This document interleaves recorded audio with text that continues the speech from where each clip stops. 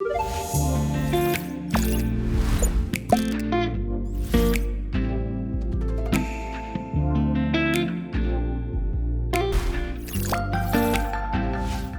I'm Jeffrey Young, CEO of Allegra Group. This is the Global Coffee Festival.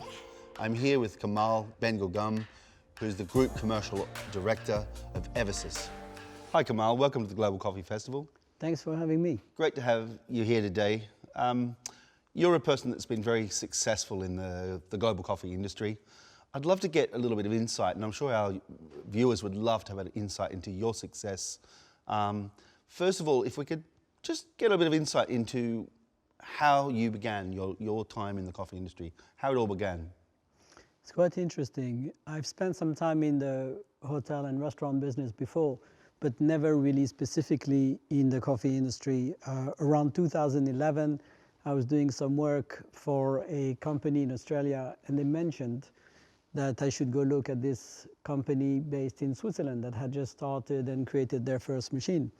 So I went there just to do like, not an audit, but to do a minor review of where they were and how they could develop their business. And that was my first introduction to Eversys. So I wrote a white paper, submitted a report to the board, and a few weeks later they asked me to join the company as a consultant. And I just fell in love with the industry. I fell in love with the team, I fell in love with the product. And in 2012, I joined the company as a director. So my responsibility was very much developing everything outside of Switzerland. So I was not involved in R&D. I was involved in developing the commercial landscape of the product and the brand.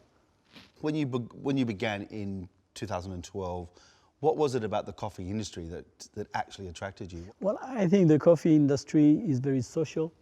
It's about people, and it's about meeting people in a very friendly, hospitable environment. You're sitting with people, you're doing business, a bit like this. You know, you've got coffee in the middle, and you can do life. You can share life, you can share ideas. And what I really liked about it, it had this global dimension. You know, the farmers were in Africa, they were in South America, the consumers were all over the world. Equipment companies were in Italy or Switzerland or Germany.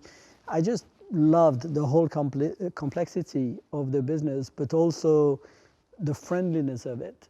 You know, even with our competitors, you know, it's really friendly. In other industries, competitors really fight.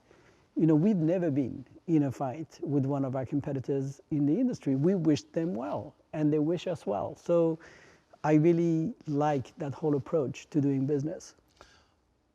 I wonder if you give us a little bit of insight into Eversys. And Eversys is a company that's grown very rapidly. It's had a lot of impact on the marketplace. It's had a lot of influence. Can you give us a little bit of background about Eversys? Yeah. The whole thing about Eversys or any business in that matter is when you begin a journey is you need to have a clear vision of who you are, who you want to become, what you want to achieve, but also what makes you different. If you don't know that at the beginning, then your chance of success is greatly hampered. I remember my first meeting with Jean-Paul in Albon, one of the two founders of the company, and I said to him, well, what's different about your machine compared to the rest of the industry? And he said, well, this is a super automatic machine that makes coffee like a traditional machine. And I thought, that's interesting.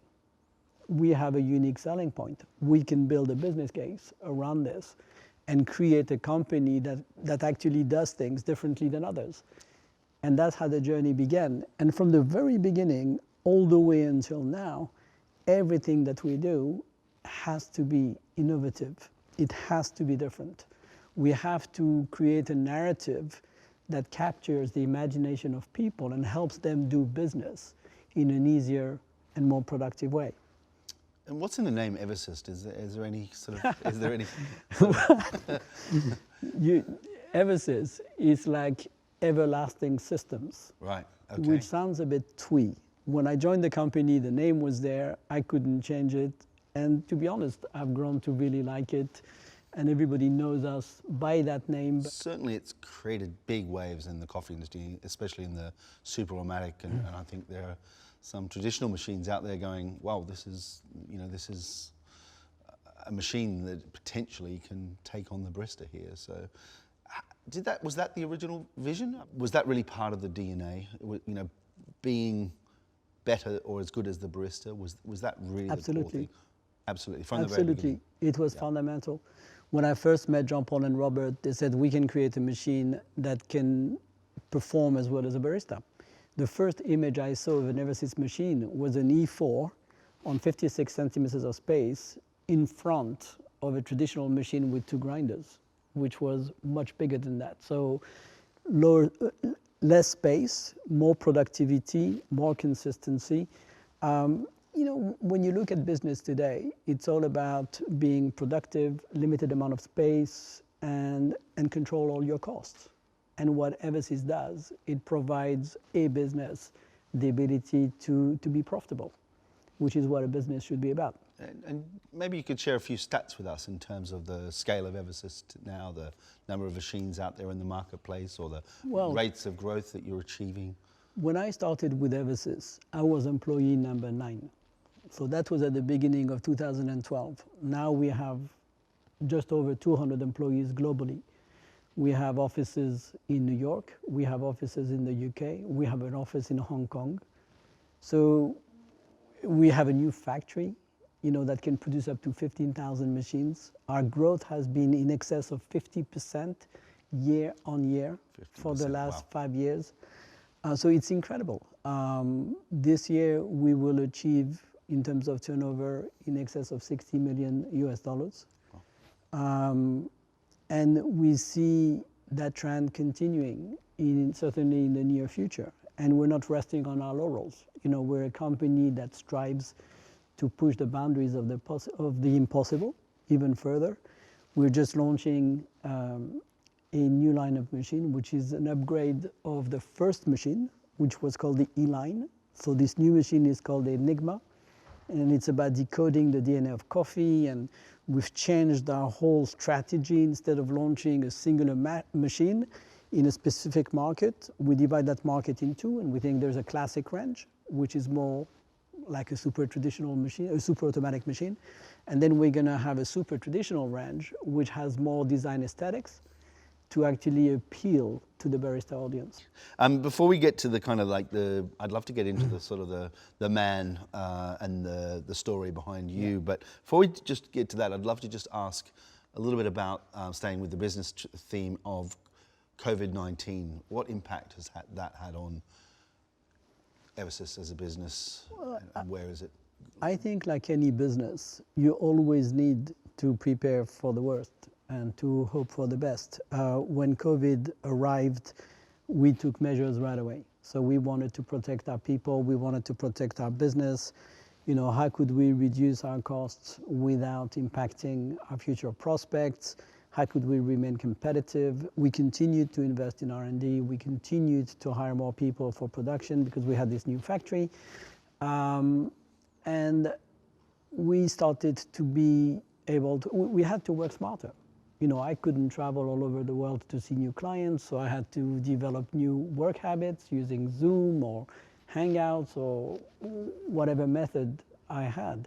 And it was very frustrating at the beginning because I was used to seeing people face to face and finishing meetings and making presentations. And all of a sudden I was staring at a blank screen, making a presentation thousands of miles away, not seeing people's faces. And that's really, really difficult. So it's had an impact on us in terms of projects being delayed or postponed, or some of them were canceled. But as a business, I have to say, we have done amazingly well.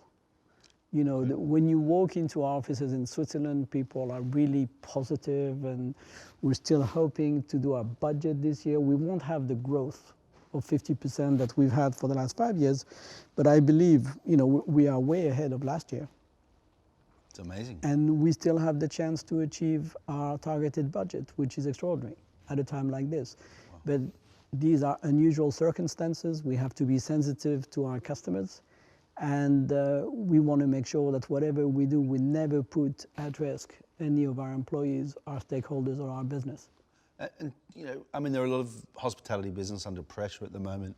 I can imagine that there'll be a lot of cancelled contracts, a lot of impact on workplaces that may not take machines. Do you think, over the next couple of years that the industry is going to be stuck with a lot of machines, for example? Is that something that has an impact on your business?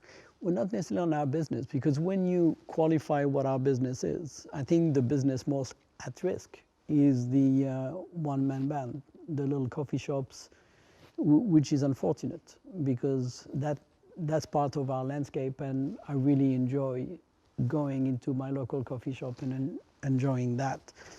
Our core business is more convenience stores, petrol stations, self-service, supermarkets, and that market is thriving.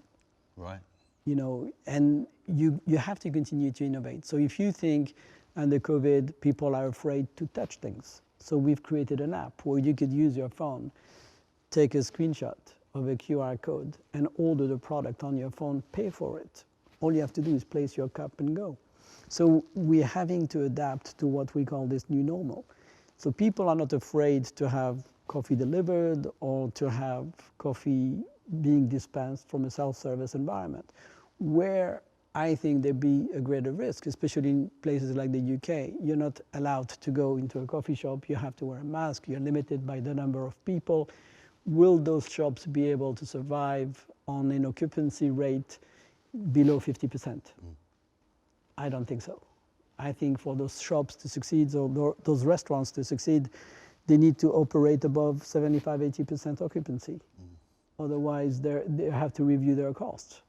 And the higher cost they have, apart from rent, would be labor. And what we do, we give them a tool that enables them to still compete, still make great coffee without having those labor costs. Yep.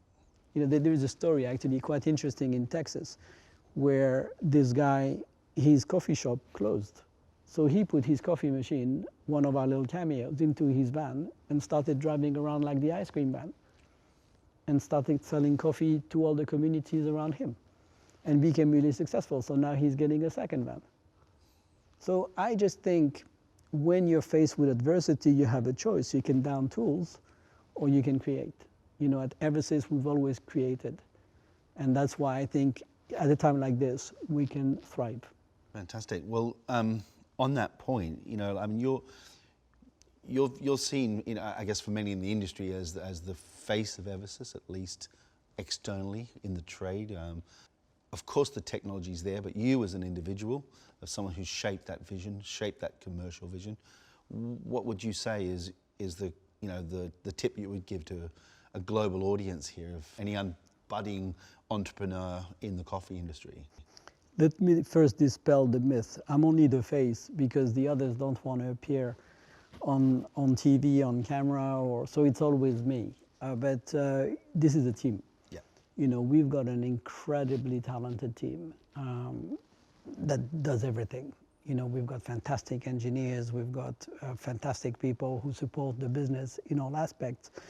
I think me being the face of the company, somehow, I think the strength of what we do is we don't do things that are complex. We basically develop a vision and think, okay, where do we want to be? We analyze the market and we think, what does the world want? The world wants a beautiful machine that makes great coffee, but without complexity. So we remove the complexity, we remove the mystery, and we allow people to make fantastic coffee anytime, anywhere, without fuss.